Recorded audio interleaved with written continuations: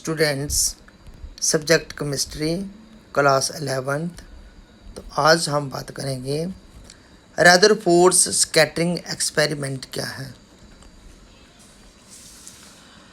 Rutherford's and his co-workers bombarded alpha particles emitted from a radioactive substance on a piece of thin foil of gold or some other heavy metals.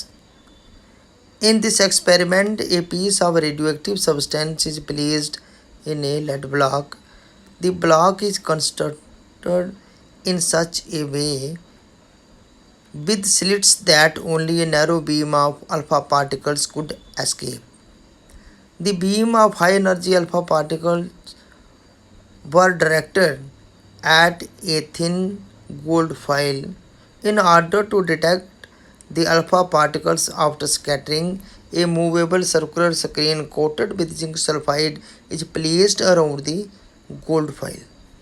The following observations were made from the experiment. इस experiment में Rutherford ने एक radio substance ले लिया जो alpha particle निकालता था। Radio active substances वो होते हैं जो alpha beta and gamma rays निकालते हैं। तो उस रेडियो एक्टिव सब्सटेंस को उसने लेड ब्लॉक में रख दिया। लेड ब्लॉक से जो alpha particle radio active substance से बाहर आ रहे थे उनको ऐसी डायरेक्शन दे दी कि वो लेड शील्ड्स के बीच में से गुजरे। वो उसको डायरेक्शन देकर और एक पतली थिन गोल्ड फाइल उनके पाथ में रख दी।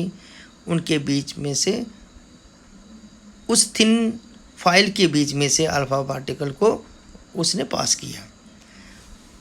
तो थिन गोल्ड फाइल के आगे पीछे एक सर्कुलर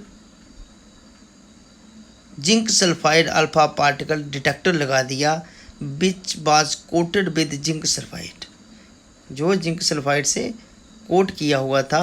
और जिंक सल्फाइड एक ऐसा सब्सटेंस है जिस पे अल्फ़ा पार्टिकल स्ट्राइक करने से स्पॉटिंग हो जाती है।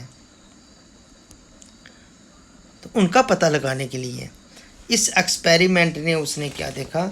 नंबर 1 पॉइंट हमारे पास आता है, most of the alpha particle passed through the gold foil undeflected. बहुत से यानी कि लार्ज नंबर में अल्फ़ा पार्टिकल्स गोल्ड फाइल में से पार चले गए undeflected without any deflection. It means that there must be very large empty space within the atom. तो इस पॉइंट से उसने ये पता लगाया कि एटम के बीच में पूरे एटम के बीच में बहुत सी खाली जगह होती है। Some of them got deflected through small angles. उनमें से कुछ डिफ्लेक्ट हो गए थोड़े ही एंगल पे, थोड़ी एंगल की उनकी डिफ्लेक्शन हो गई। Very few did not pass through the foil at all but suffered large deflections और even came back suffering a deflection of 180 degree. बहुत थोड़े से जो थे, कोई 20,000 में से कोई एक 1 कह सकते हैं, वो बिल्कुल वापस ही चला गया, वो उसको पार नहीं कर पाया। This means that there may be some positively charged mass in the atom as the alpha particles were positively charged particles, क्योंकि अल्फा पार्टिकल्स भी पॉजिटिवली चार्ज पार्टिकल्स थे। Moreover this mass is very small in size because very few alpha particles suffered from large deflection. हाँ, इससे ये भी पता चला कोई सेंटर में मास है जो पॉजिटिवली चार्ज है, जो अल्फा पार्टिकल को वापस कर दे रहा है जहाँ डिफ्लेक्ट कर रहा है। तो ये मास बहुत थोड़ा है। क्यों? बहुत थोड़े ही अल्फा पार्टिकल वापस गए थे। This positively charged mass in the atom is called as nucleus.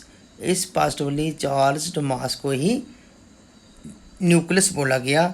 This positively charged mass in the atom is called as nucleus.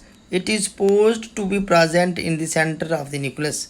इसको माना गया कि न्यूक्लियस के सेंटर में ही ये होता है। हाँ, इस एक्सपेरिमेंट के बेसिस पे उसने एक मॉडल दे दिया। Rutherford's model of the atom क्या बना, ये कुछ पॉइंट है, 4-5 जो आपने याद करनी है।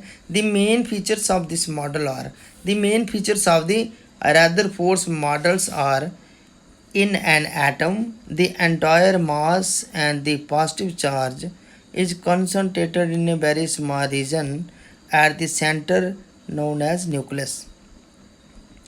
एटम में पूरा मास यानी कि पूरा positively charged mass is concentrated in a very small region, वो इकट्ठा होकर थोड़ी सी जगह में बैठ गया है और इस मास को हम कहते हैं nucleus.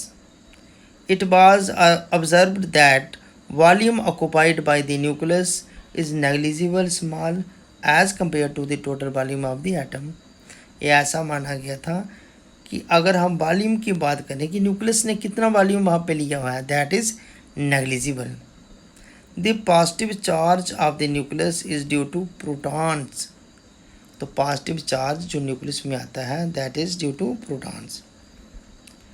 The mass of the nucleus is due to protons and neutrons, which are collectively called as nucleons। Nucleus का मास प्रोटॉन और न्यूट्रॉन से होता है, इन दोनों को हम न्यूक्लियंस भी कहते हैं। The nucleus is surrounded by negatively charged electrons which balance the positive charge in the nucleus। Thus the atom is electrically neutral।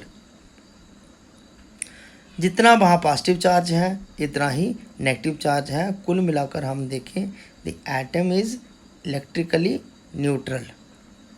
The electrons are not stationary but are revolving around the nucleus at very high speed.